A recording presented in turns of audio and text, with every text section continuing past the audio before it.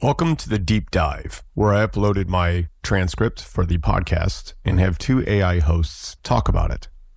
They may go into more depth than I went into. So without further ado, here's the Deep Dive. Hey everyone, and welcome back to the Deep Dive. Yeah. We're diving into a fascinating topic today. One that touches every single one of our lives, and that's boundaries. Boundaries. Yeah. We all have them. We all need them. Right. But they can be tricky to navigate. Especially when they get crossed. Yeah, exactly. And, Yeah. we've got some really interesting source material today that I'm excited to dig into. You too. And That'd be good. It explores why some people just seem to bulldoze right over those boundaries. Yeah. And what we can do to protect ourselves when that happens. Like, how do we even know what our boundaries are? Right. Yeah. What are they in the first place? That's a good question. Yeah. So I don't know. if for anyone who might be new to this whole boundary thing, let's start with the basics. What exactly are boundaries? Well, I think of boundaries as kind of like personal, no trespassing signs. Okay. They're those limits that you set to protect yourself, your time, your energy, your values, even your physical space. They let other people know what you're comfortable with and what's off limits. I like that. Yeah. So it's like having a fence around your emotional backyard. That's a great way to put it. Yeah. And just like a fence, boundaries help you feel safe and secure in your own space. Yeah. That makes total sense. Yeah.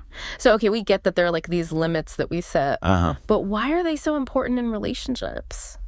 Well, because, without boundaries, it's like inviting everyone to just come in and trample all over your emotional flower beds, right? Right. Boundaries allow us to connect with others Yeah. in a way that feels authentic and respectful. Mm-hmm. They help us avoid burnout, Yeah. and maintain our sense of self and really build relationships that are actually fulfilling.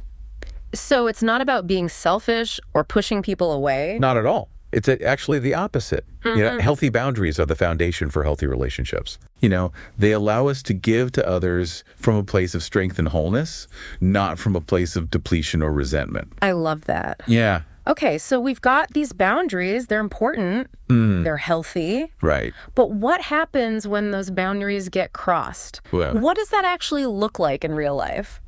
we're talking about those moments when someone disrespects your limits, ignores your needs, Right. or pressures you into doing something that you're not comfortable with. Yeah, and it's not always a big dramatic event, right? Right. It can be just little subtle things. Yeah, totally. Yeah. Like the friend who always borrows money and never pays it back, or Yeah. the coworker who constantly dumps their work on you. Yeah, exactly.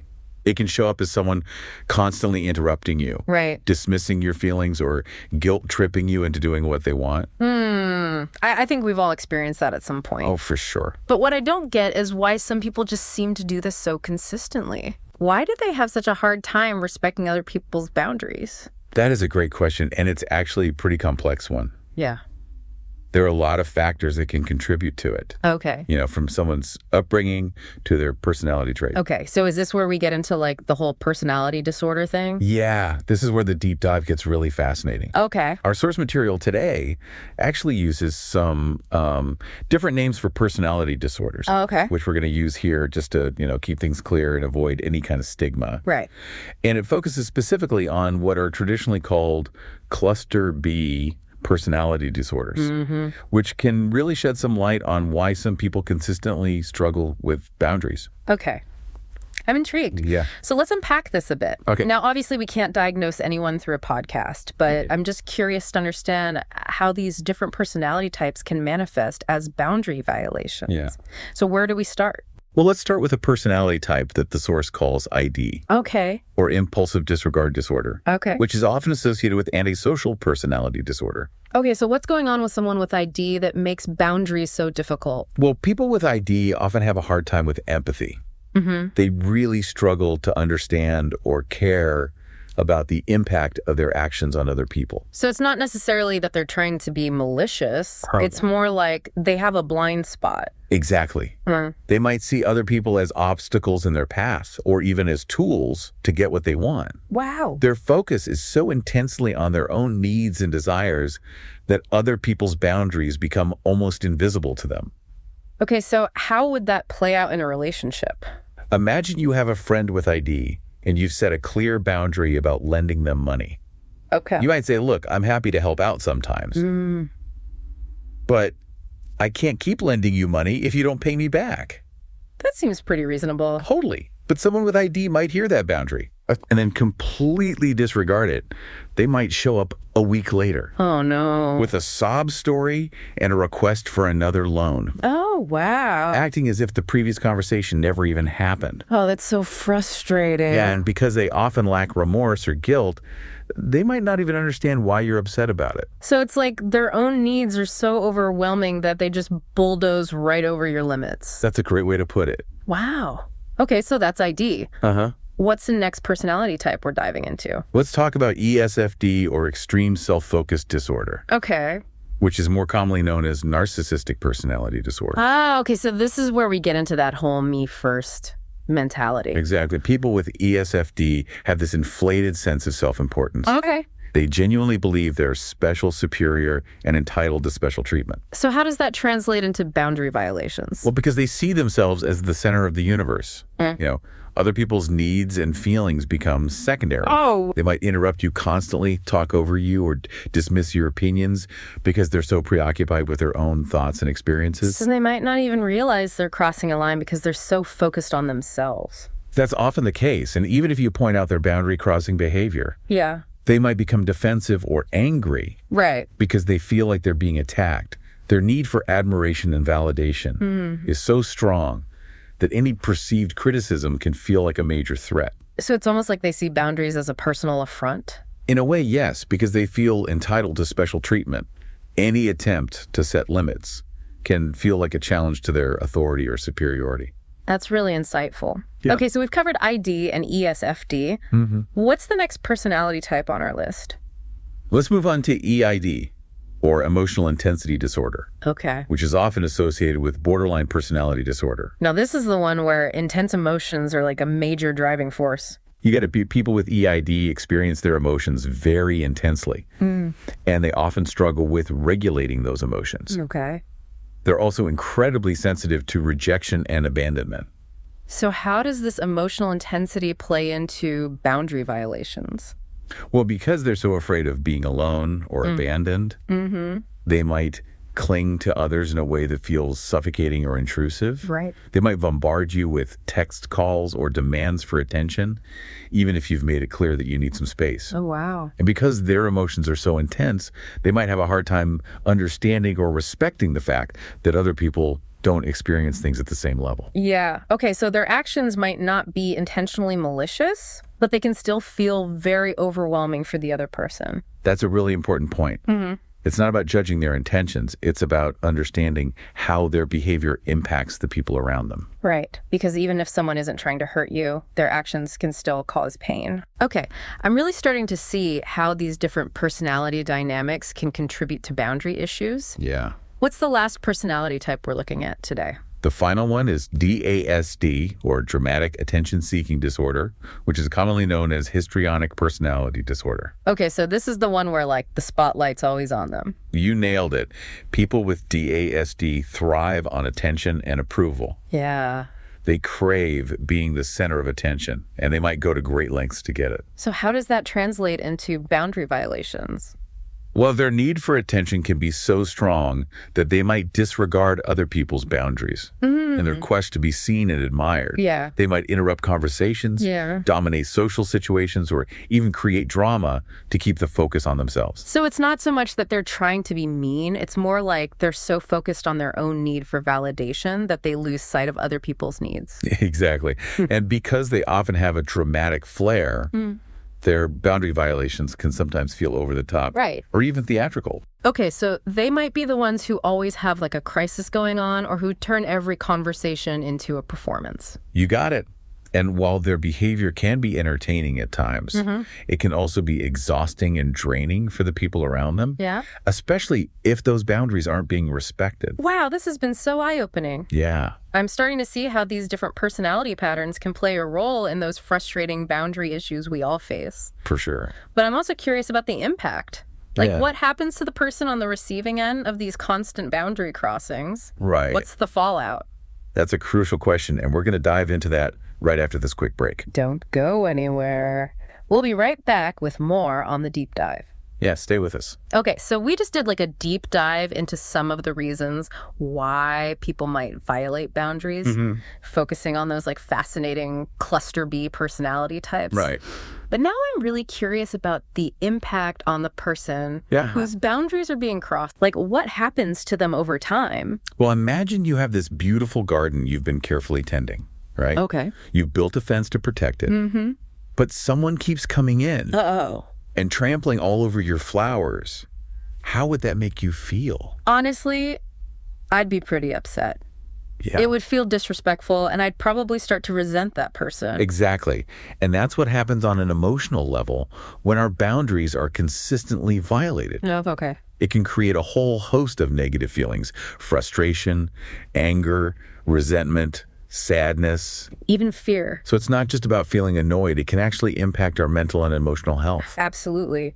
Over time, those repeated boundary violations can erode our self-esteem and make us question our own worth. It's like that fence around our garden starts to crumble. Right. And we feel more and more vulnerable. That makes sense. If someone keeps treating you like your needs don't matter, it's bound to take a toll. Right. And it can also lead to feelings of helplessness and powerlessness. If someone constantly dismisses your feelings or pressures you into doing things you don't want to do, it can make you feel like you don't have control over your own life. And that feeling of powerlessness can be really damaging in a relationship, right? Absolutely. It creates an imbalance where one person's needs are constantly being prioritized over the other person's needs. And that's not a recipe for a healthy, sustainable connection. So it's not just about feeling bad in the moment. It can actually change the whole dynamic of the relationship.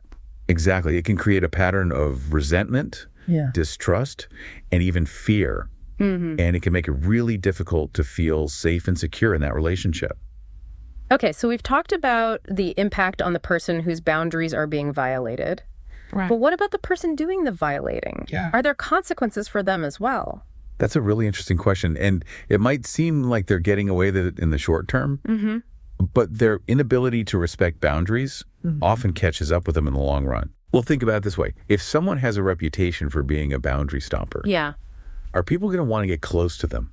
Probably not. I mean, who wants to be in a relationship where they constantly feel disrespected or taken advantage of? Exactly. Yeah. So even though they might be getting their needs met in the moment, they're actually sabotaging their chances of building healthy, long-lasting relationships. Because who wants to walk on eggshells all the time or feel like they can't be themselves around someone? Exactly. Their inability to respect boundaries might temporarily get them attention or control. Okay. But it ultimately creates a pattern of dysfunction and instability in their relationships. They might find themselves constantly surrounded by drama, conflict, or even isolation as people start to distance themselves. So it's almost like a self-fulfilling prophecy. Yeah. They're trying to get their needs met, but their actions end up pushing people away. That's a brilliant way to put it. They're trapped in this cycle of trying to control and manipulate others to get what they want. But it ultimately backfires because it prevents them from forming genuine, authentic connections. Wow, there's so much to unpack here. It's like this whole hidden world of consequences that we don't always think about. So we've talked about the why behind boundary violations and the impact they have on both people involved. But what about the how? Yeah. What can someone do if they find themselves on the receiving end of these constant boundary crossings? What steps can they take to protect themselves? That's where we shift from understanding to action. Okay. And the first, most crucial step is communication. Okay, so it's not enough to just like stew in our frustration. We have to actually speak up. It's about making those no trespassing signs loud and clear. It's about letting the other person know what your limits are and that you expect them to be respected. But what if they're one of those personality types we talked about earlier? Yeah. What if they're just not wired to listen or empathize? That's where things can get tricky. But communication is still the first step, even if it feels daunting. Okay. It's about setting that baseline expectation and letting them know that you're not going to be a doormat. So how do we do that effectively? Any tips on how to communicate boundaries in a way that actually gets through? I'm glad you asked. It's all about being clear, direct, and assertive. Okay. No beating around the bush or sugarcoating things. So more like, hey, I'm not comfortable with that, instead of like, well, maybe it's not the best idea. Exactly. And it's important to use I statements to own your feelings and avoid blaming the other person. So instead of saying, you're always so inconsiderate, you might say, I feel disrespected when you interrupt me. So it's about stating your experience without attacking them. Precisely. And here's a little secret weapon. Okay. Practice saying no more often. Okay. It might feel awkward at first, but it gets easier with time. Yeah, I think a lot of us struggle with that. We want to be nice and helpful, but it can backfire if we're constantly saying yes when we really want to say no. Absolutely. It's about setting those healthy boundaries and recognizing that you have the right to protect your time, your energy, and your well-being. Okay, so communication is key, but what if it doesn't work? What if the other person just keeps crossing those lines even after you've clearly stated your boundaries? What then? That's where we have to get real with ourselves. Okay. And recognize that we can't control other people's behavior. Right. We can only control our own responses. So what are our options in those situations? Well, that brings us to the next level of boundary setting. Okay. Which can be even tougher, but sometimes it's absolutely necessary. Okay, I'm on the edge of my seat. Tell me more. This is where we explore the idea of consequences. And remember, this isn't about punishing the other person. It's about protecting yourself. It's about setting up those guardrails to prevent further boundary crossings. So what kinds of consequences are we talking about here? It depends on the situation and the relationship. It could be something as simple as saying, if you continue to interrupt me, I'm going to end this conversation. Or it could be something more significant. Yeah. Like limiting contact with that person, or even ending the relationship altogether. Wow. Those are some tough choices. It sounds like it could be really painful, especially if it's someone you care about. It absolutely can be. And it's not a decision to be made lightly, but sometimes it's the only way to truly protect your well-being. Right. And create the space for healthier relationships. So it's about recognizing that sometimes the most loving thing you can do for yourself and for the other person is to walk away. Exactly. It's about honoring your own worth and recognizing that you deserve to be treated with respect. This has been such a powerful conversation. Yeah. I'm starting to see how setting boundaries isn't just about saying no. It's about taking back our power and creating a life where we feel safe, respected, and valued. That's beautifully said. It's about reclaiming our right to be treated with dignity and recognizing that our needs are just as important as anyone else's. All right. So we've talked about communication and consequences, but I'm curious, what about those times when we're not even aware that our boundaries are being crossed? Yeah. What if we're so used to people pleasing or putting others first that we've lost touch with our own needs? How do we even know what our boundaries are in the first place? That's such a great question. And that's where the real work begins, the journey of self-discovery. Okay. It's about tuning in to our own inner compass and rediscovering what truly matters to us. Okay, I'm intrigued. Let's dive into that. Okay, we're back and ready to unpack this idea of rediscovering our boundaries. Yeah. It feels like a whole new layer of this conversation. It really is, because sometimes the biggest obstacle to setting boundaries isn't the other person. It's ourselves. We've spent so much time prioritizing other people's needs that we've lost touch with our own. Yeah. Okay. So how do we start to tune back into those inner signals? Yeah. How do we figure out what our boundaries actually are? It's a process of self-discovery. Okay. And it starts with paying attention. Pay attention to your body, your emotions, and your thoughts.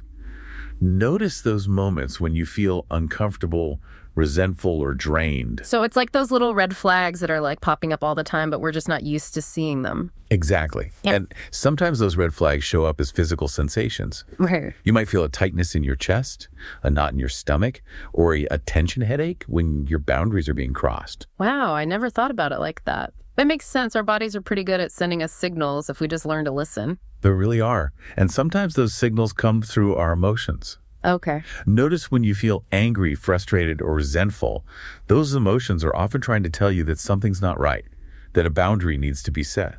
So our bodies and our emotions are sending us clues. Yeah. What about our thoughts?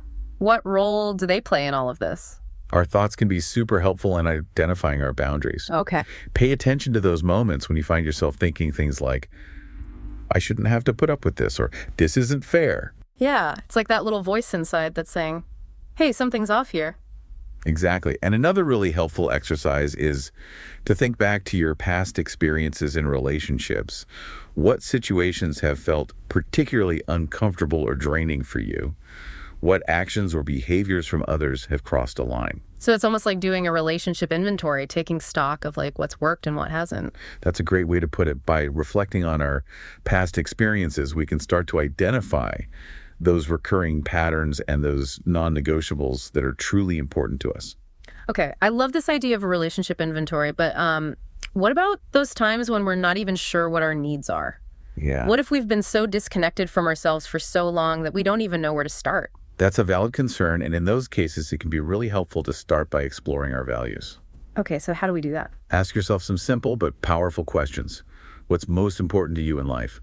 What do you stand for? What kind of world do you want to live in? Those are big questions. They are, but they can be incredibly illuminating.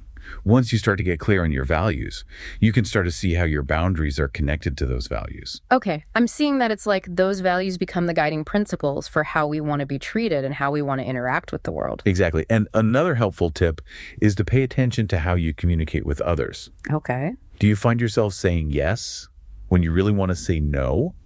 Do you avoid expressing your needs for fear of upsetting someone? Oh, the people-pleasing trap. I think a lot of us fall into that one. It's super common, but by noticing those patterns, we can start to challenge them and practice setting those healthy boundaries. This has been so helpful. I'm feeling much more empowered to start exploring my own boundaries and setting those limits. Good. But I also know that it's not always easy. Yeah. What advice would you give to someone who's struggling with this? First of all, be patient with yourself. Okay.